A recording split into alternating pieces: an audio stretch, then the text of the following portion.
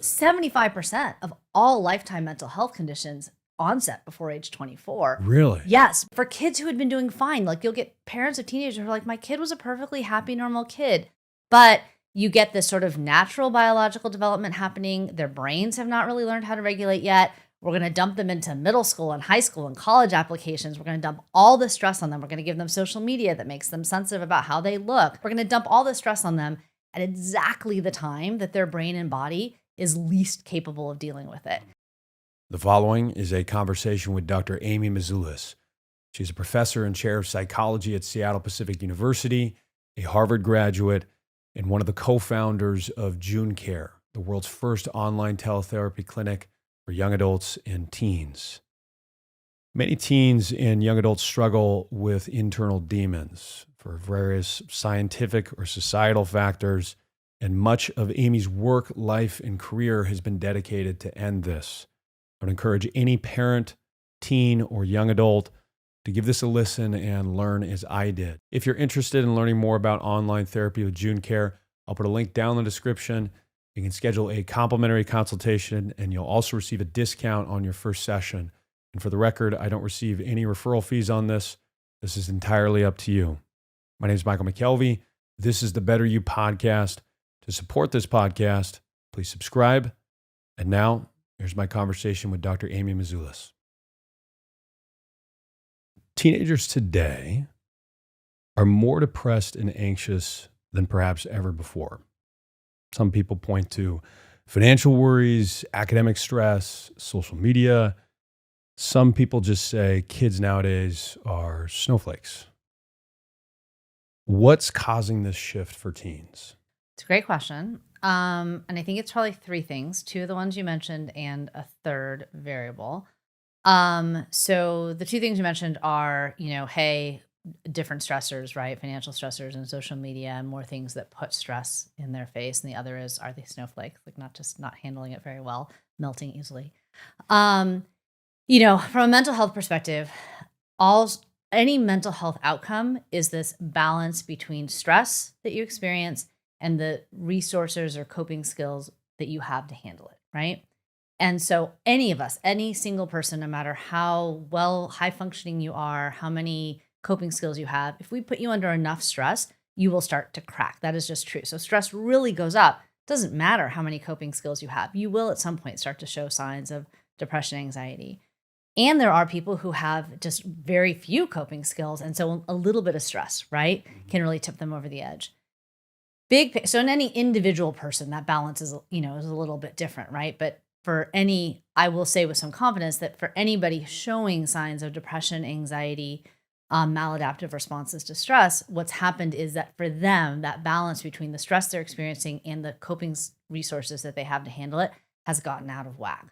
So then you can look at your sort of framework and say, well, you could say definitely that globally, that teenagers experience stressors that are different and unique than stressors that, my generation or your generation may have experienced. Much of that is because of the awareness of stressors through social media. There are also more objectively, like you can count things like it is legitimately harder to get into college. There are more applicants and there aren't fewer spots. So there are more applicants. So relative to spots, it's more competitive. And so there are probably factually more stressors that are facing teens. I'm also a parent. And I will say, I do think we have a culture, particularly in the US, of a bit of overprotection of our youth, which I don't think it's fair to say that they're snowflakes, but I do think we don't necessarily as a culture pay enough attention to building the coping resources in our kids. And so when we do protect them from disappointments, failures, when we solve problems for them, when we go email the teacher every time they're struggling with a math problem set, we remove opportunities from them to develop those coping skills.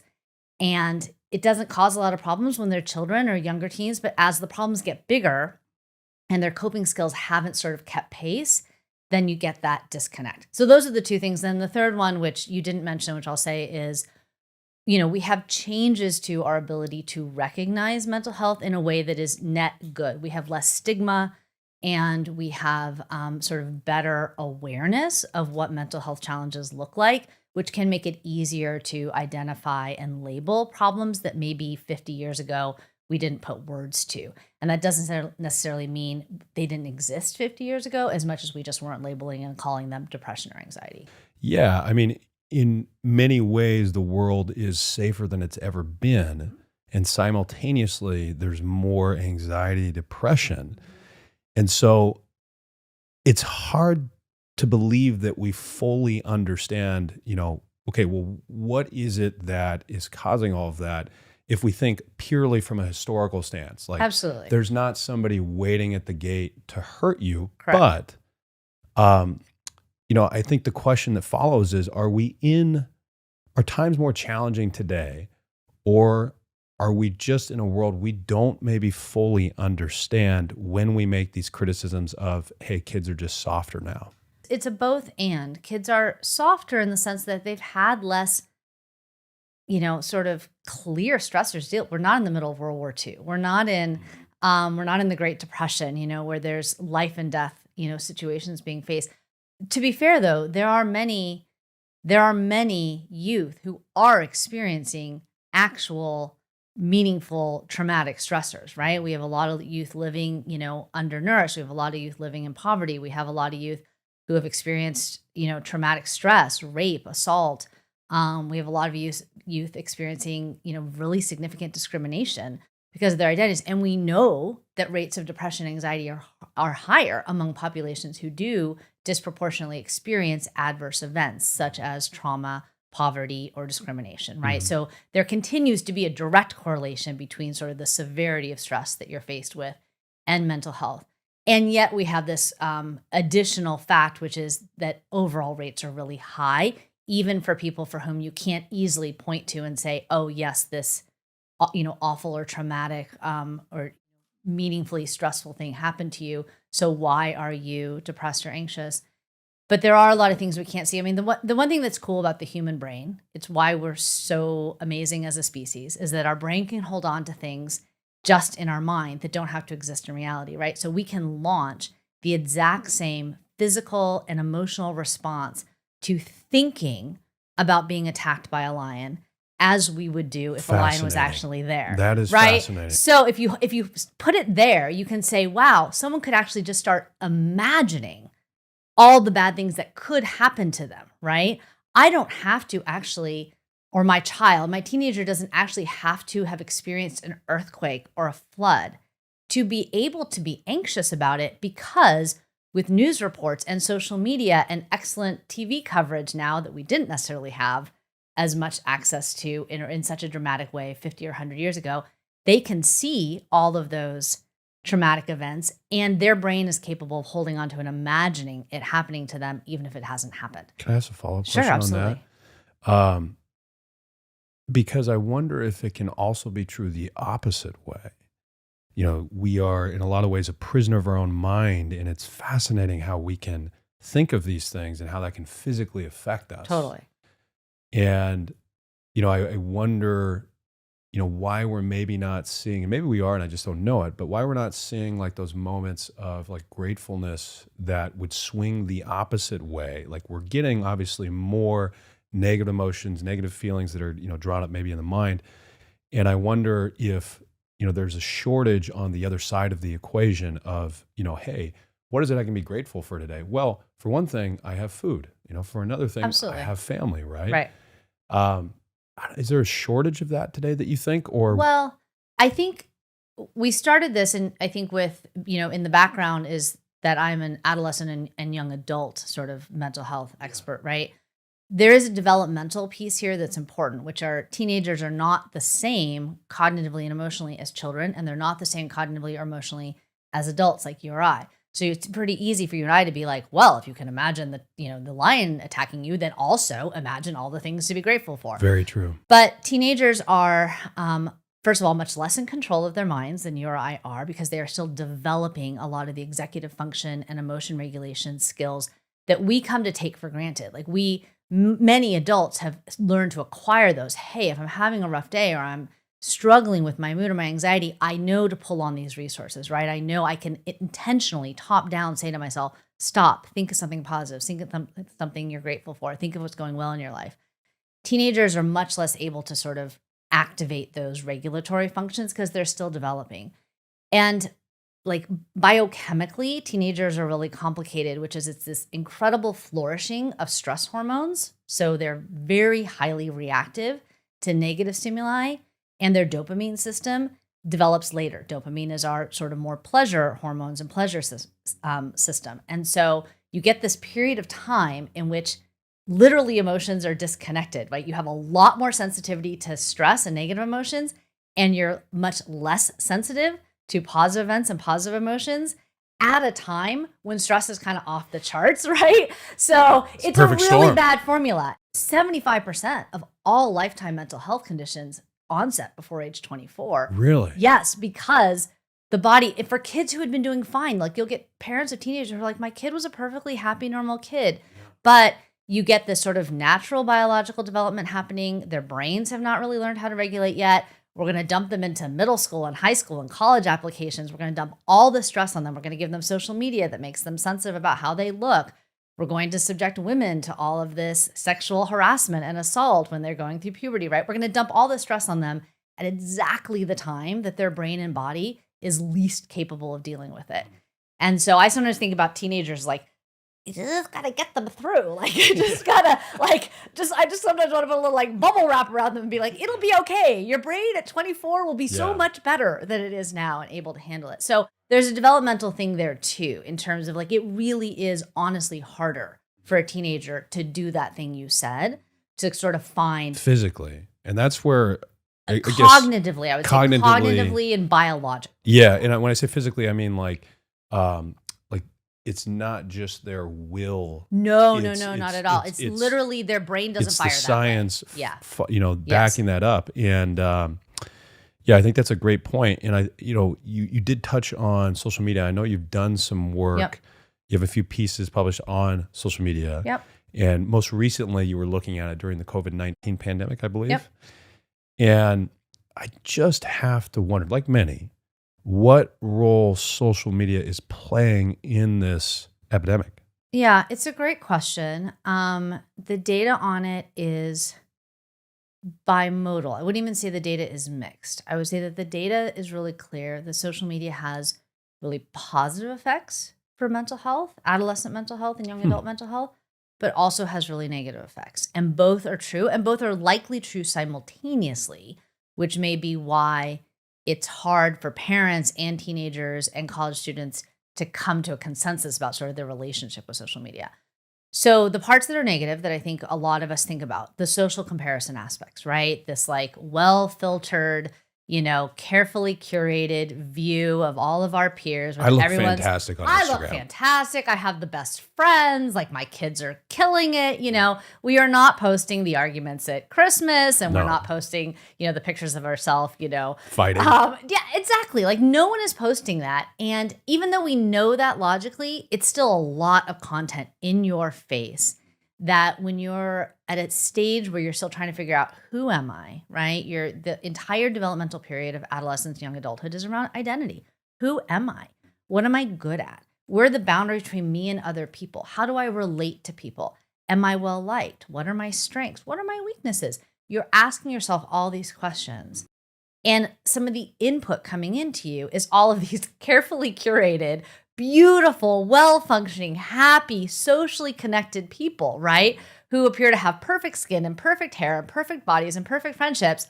You start to go, maybe what I am is I suck, right? Like who doesn't start to have that reaction to social media? So that's the negative. The social comparison, the constant social comparison inputs of social media are toxic, and data really supports that. Yeah. The parts that are good, though. I was curious about that. Yeah. The parts that are good, social media allows people to connect in ways that they can't otherwise do. And so you will hear these really powerful stories of people who, you think about the kid who's in a small town in the southern US, a small conservative town, who identifies as gay, right? Or identifies as non-binary, who doesn't have peers in their high school, who's getting bullied, can find an online community of peers and get support and companionship and a sense of fellowship that they wouldn't be able to without social media. And so that's the place where, and part of what came up in the pandemic was social media was a both and. It was a way in which people stay connected.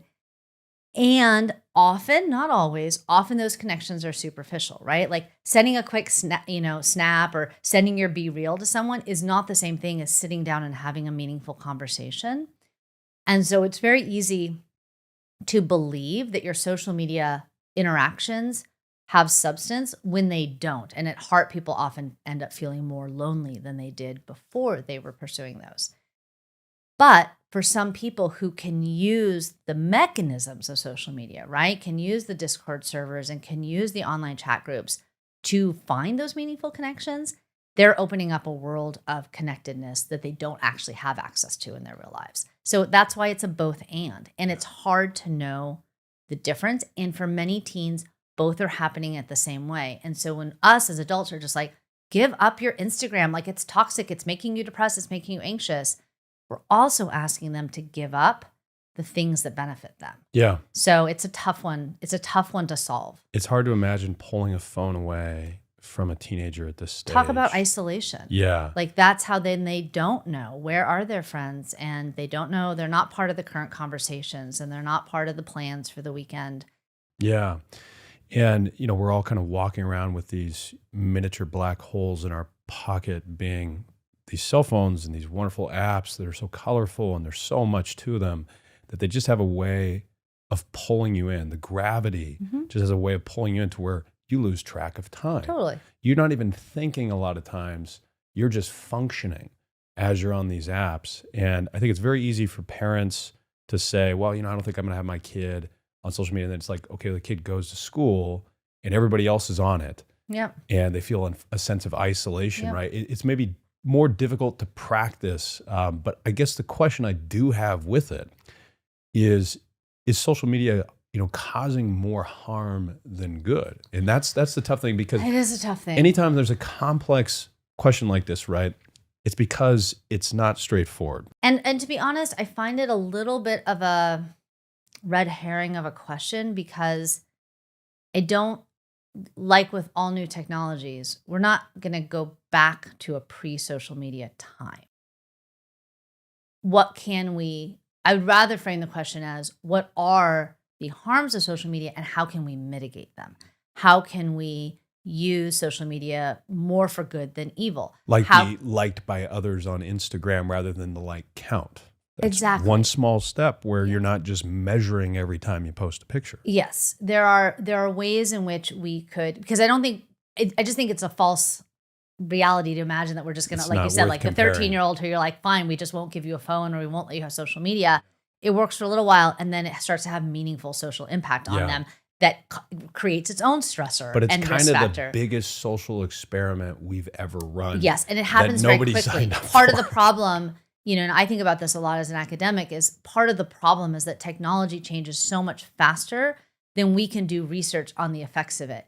One of the reasons I have not done much research on social media is because every time someone like me is like, I'm going to go study Instagram, right? By the time I collect my data, analyze my data, and publish my data, there's Be Real and Snapchat that have completely taken over, right? Like, so I'm already out of date in terms of my impact, because the pace of my ability to understand the impact is just not operating at the same pace as technology change. And so I think that tells me, as both a parent and academic, I need to step back, much more bigger picture, and talk about, so my strategy with both my kids had phones well before they were teenagers. They both had social media.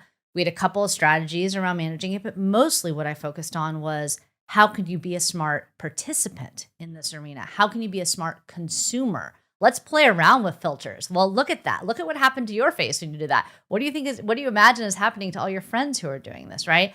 And kids are not stupid. One thing that surprises a lot of people who don't have teenagers is almost all teenagers that I know have 2 rounds of social media. They have their public facing round, which is highly curated and beautiful, and they have a private realm. And their private realm is shared with their friends. And that is where, those are the ugly pictures.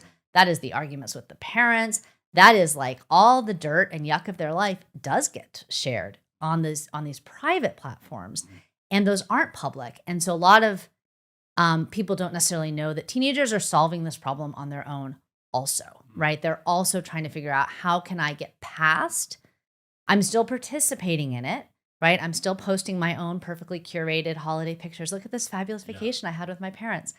Um, and simultaneously, they're having these much more meaningful interactions on social media. Yeah, it's kind of like the quiet pockets in the day where you want to pull out your phone, right? Um, I like an example I think of is, you're walking down a hallway and there's somebody at like, it's the uncomfortable moments. Somebody at the end of that hallway. It's a long hallway. I mean, there's just, if we want to run an experiment on humans, like just check and see how many humans will pull out their phone, like So they don't walking have to down. make eye Yeah. contact. And Yeah. it's just like these moments, but I think there's something bigger there where there's these moments of just, you don't feel comfortable. It's uncomfortable. There's awkwardness, whatever it might be. And it's almost like this phone is maybe a little bit of a crutch from just dealing with the small moments in your day. Massive mental health crisis among teenagers when they had to go back to school after COVID, right? Because it turns out that school is about a lot more in terms of social emotional development than math class, right? Because when you have to walk down the hall every single day, right, you have to be comfortable enough in your skin. You have to talk to friends. You have to talk to or avoid the people who aren't your friends. You have to speak up in class every once in a while. You have dozens, if not hundreds, of opportunities every day for those small little social interactions, each of which is a little bit anxiety provoking. But the biggest thing that we do, the biggest treatment for anxiety is exposure. Like when you're anxious about something, the way you become not anxious about it is to go do it, right? You go do the things that make you anxious and then you become less anxious about them. And so what happened with COVID is when kids weren't every day sort of naturalistically forced to have those little interactions with lots of people, as they became very bad at it. And then they were very anxious about it when they went back to school, and it became very overwhelming. Talking to a kid in the hall, talking to a teacher in person became really overwhelming because they'd gotten out of practice of doing it. And so I think there is a parallel there with social media, which is there is an opportunity there for meaningful social interaction. It is not and never will be the same thing as meaningful in-person live social interaction. And is there a generation of kids who is losing that skill set because they're not practicing it, right? And then when put in circumstances where they have to do it, when they have to go have a job in real life, right, in an office with real Right. people, do they not have the requisite coping skills or skill set to handle the stress of that environment, right? And obviously, you work at Joon Care. You guys are practicing this too. What do you see teens struggling with more than anything today? And then the follow-up question I have to that is, how can parents enter into this group chat? Like, when do parents Yeah. know, hey, it's probably worth having somebody talk to my kid? I mean, the two things I think broadly that teenagers struggle with, one we already talked about, which is there is just a lot of stress and demand on them, and they're often overwhelmed by trying to figure out how to meet those demands, right? I've got 4 AP classes and I've got my after school sport, and I need to get my volunteer hours, and mom wants me to have dinner with grandma on Sunday night. And, but my friends are planning this event, and there's a lot in their lives, and they have high demands and can sometimes be under resourced for managing the stress of all that. And so feeling constantly like I have a lot to do, I don't know how to do it, or I'm not sure I'm doing it well, or I'm letting people down, that makes you start to feel badly about yourself, anxious and overwhelmed. And then that becomes this feedback loop. So I think that's just one, which is I think there are a lot of demands on today's teenagers, more so Different than than many the of us past. had. Yeah, I think so. Um, and then I think the second thing, and this is neither of these are new. This is part of being the teenage experience. It's more like amount or magnitude, but this is a period of identity development, right? I mean, this is their whole job, is to figure out who they are. And identity is, I think, probably more complex now, in ways that are good, right? We have a lot more social awareness of and acceptance of a broad range of gender identities, sexual identities, racial and ethnic identities. But it's also a lot of questions and answers to deal with when you're a teenager. in a society that's increasingly complex, right? So we have, there are more in Seattle public schools, for example, the biggest racial group is mixed race, right? It's people who don't actually identify with one racial or ethnic background. And so you have kids, who are trying to find a sense of identity with multiple inputs from their families, from their cultural background, from their racial background. They're questioning their own sexual and gender identity. They may be doing that in families that have very different views about it. It's a lot of complex questions to be asking and answering at a time when you're also trying to get into college and get the grades and make friends and figure out who you And just are. navigate the Right? social scene. Yeah. And so I do think that's a little bit more, in a way that once it's done is a really beautiful thing. Like, I think it's a beautiful thing that we have a lot more ways to be in the world now. It's still a lot for a 14 or a 16 or even an 18 or 20-year-old to figure out. Yes. Right? Yes. That's a wonderful answer. And choice is a funny thing. We tend to think of more choice as always good. It kind of equates to more freedom, right? If you have choice, you have freedom to do different things. But the challenge with choice is it obviously can paralyze you. I mean, anybody that's stepped foot in a grocery store and just looked at how many different spaghetti sauces there are Absolutely. has paused and thought, well, I don't know. And I wonder, with that identity point that you're making, how much truth there is to, the fact there's so much to an identity, so many different choices you have to make, both with your online identity and who you are personally, that maybe is contributing to it. There's so much more choice today. There's so much more choice. I think that's exactly right. Choice has a double-edged sword too, which is, I have this conversation with my clients and my kids all the time, which is, you really can look at when you have two choices and you can't decide what to do. You can look at that as like overwhelming and stressful, right? Like, but if I choose this, then I don't get that. Or you can look at it as, wow, I have two great choices. I can't lose, right? But that's a very adult reframe that can be very hard, right? Like, that's hard. I mean, for it's me hard still for to this it, day, yeah. But, there's this incredible, one of the things that social media has really amplified is, FOMO, fear of missing out, right? And I think that starts to feed down into choices, right? If I choose to do this, I am choosing not to do something else. And that is itself a choice. And it's very difficult. And so, yes, the more choices you have in front of you, the more opportunities, the more times you also have to be uncertain, to have doubt, to have regret. And when teenagers are still struggling because they don't have the confidence of those choices yet or the sense of self, what we're really doing is paralyzing them in a lot of ways. You're sacrificial either way.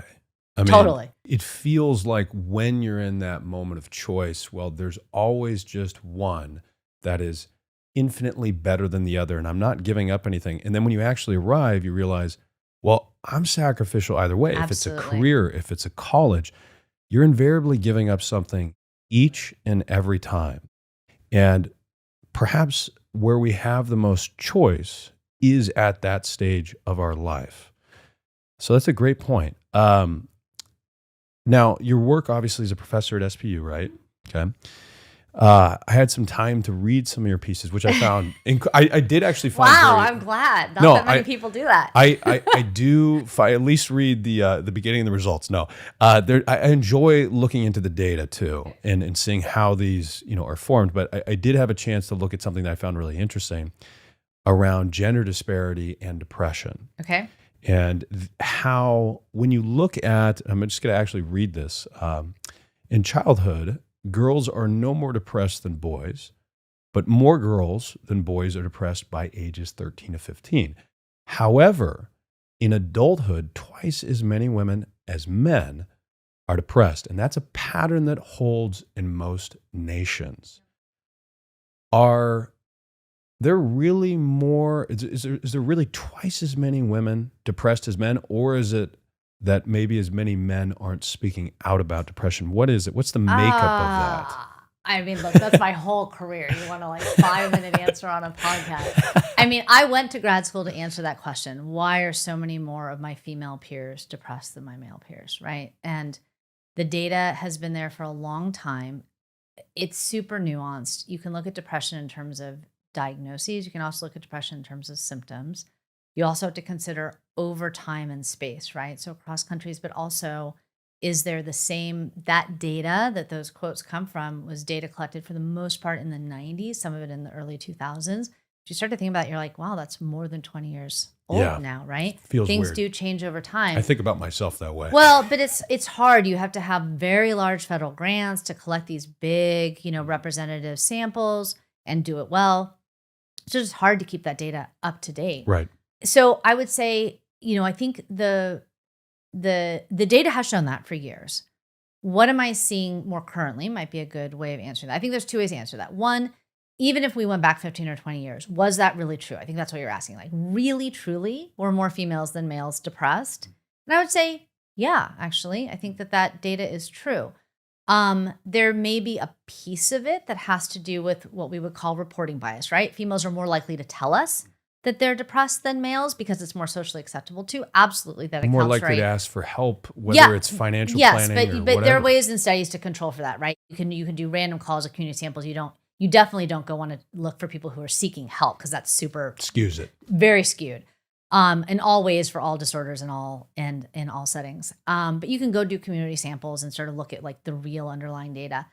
Yeah, is there a piece of it that's around females are more likely to admit to the symptoms of depression? If you look globally at mental health burden, right? It's much more evenly split. So males are much more likely to report substance use, for example, than anxiety or depression in adulthood.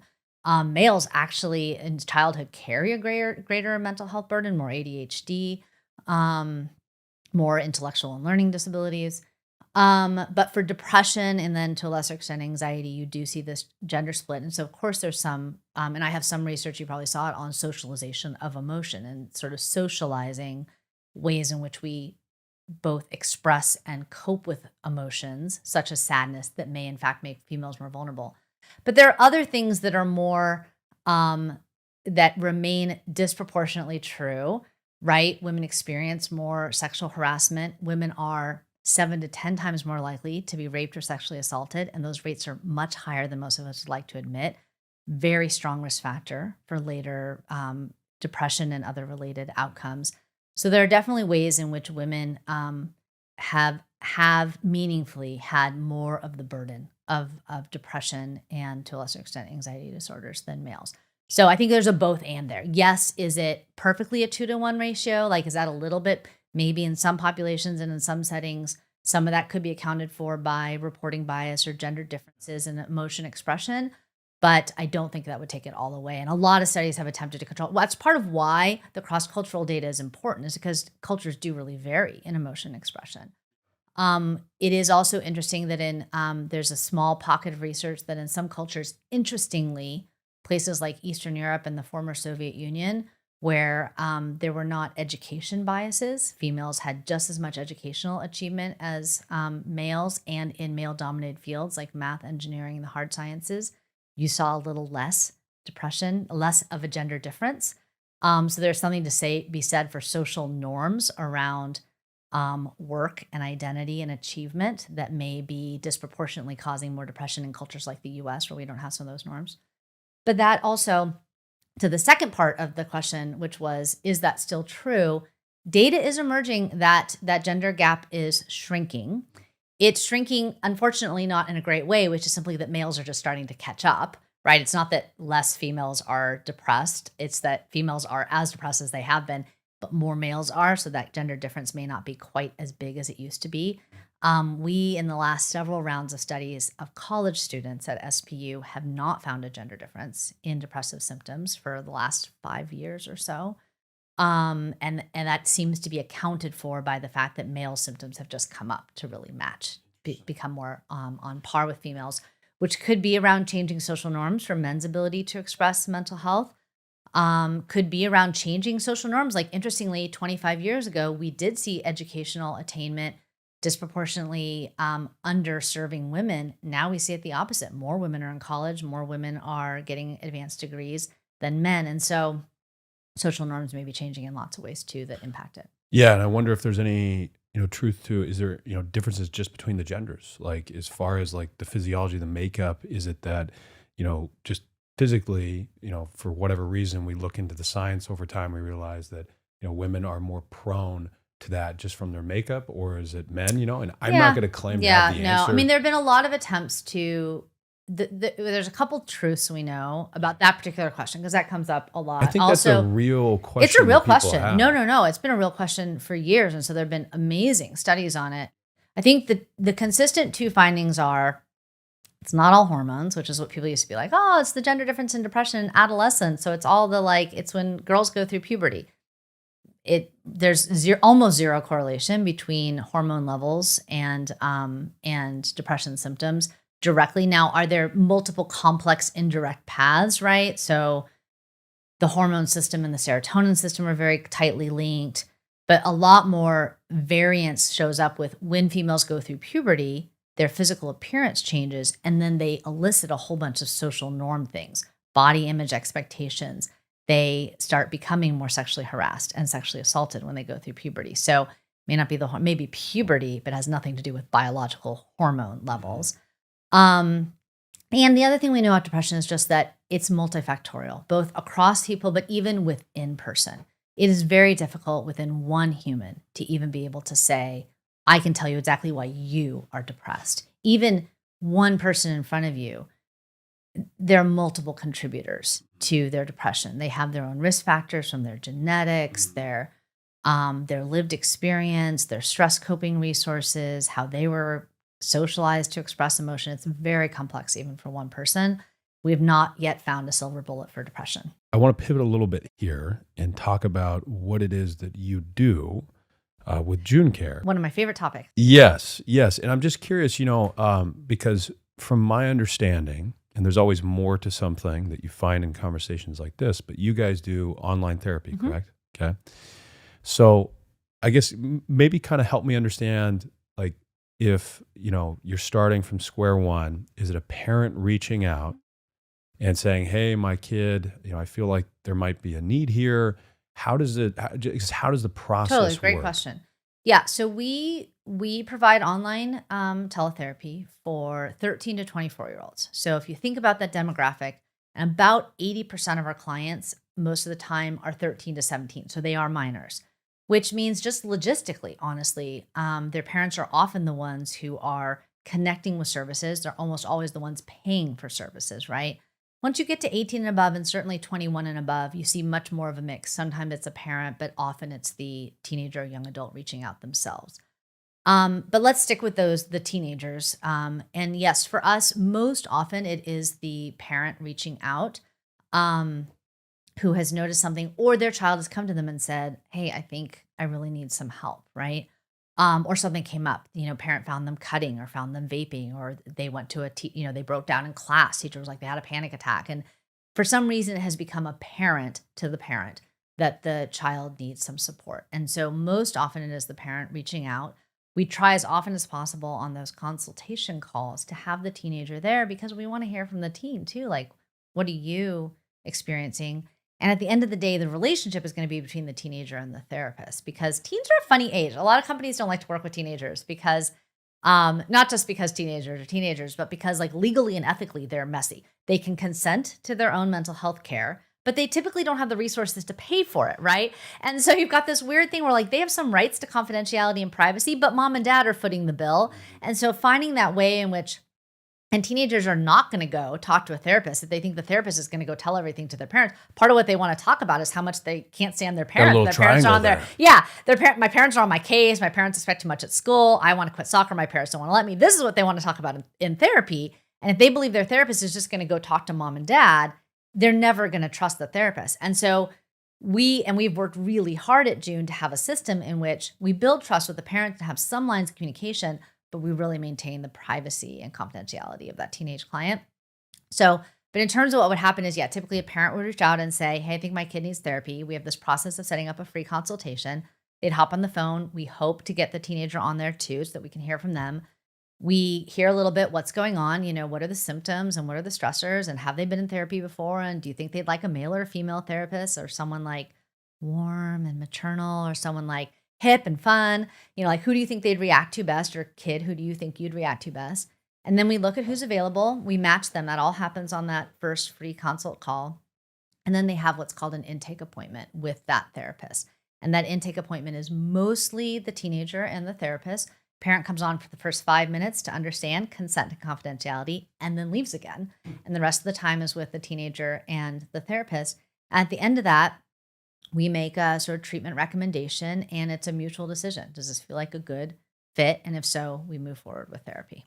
Yeah, because I'm sure like that would be a tough process to navigate because if the kid feels like, well, mom and dad are like bringing in this coach that they're, potentially Totally. paying to get me to act a certain way, Absolutely. I would imagine that wouldn't Therapists know. I work mean, the thing well. about therapists is they're very well trained. They're all licensed. They know their obligation to their teenage client. And we're really clear with our therapists. Like your client is the teenager. And they actually have legal restraints. Like we are not allowed to go tell a parent anything that the teenager hasn't told us we can say.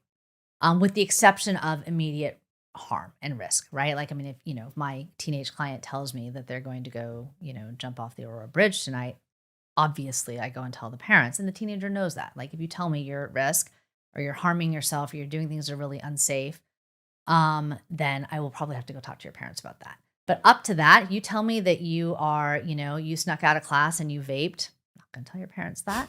You told me that, you really want to quit the sport that you've been playing for forever, that your parents have a lot of their own identity wrapped up in. Not going to tell your parents about that. And so therapists really know like what they can and can't disclose to parents. And it's an art to learn how to then we have built into one of the things that Joon Care is unique, is that we have built into our treatment program for teenagers that every month there's a parent check-in. And the therapist and the parent and the teenager sit down together for half an hour, half of one of the sessions. And with consent with the teenager, with what they are open to sharing, it might be as high level as we're working on coping with school stresses. It might be as detailed as, hey, so-and-so had something happen at a party last week that they want to tell you about. But the therapist works with the kid on what do you want to talk to the parent about, but it makes the parent feel connected. It makes it feel so that they are not, and it's a safe two-way. The kid doesn't feel like the therapist is just their parent's puppet, right? And the parent doesn't feel like they're locked out of a relationship That's a that's great important point. to them.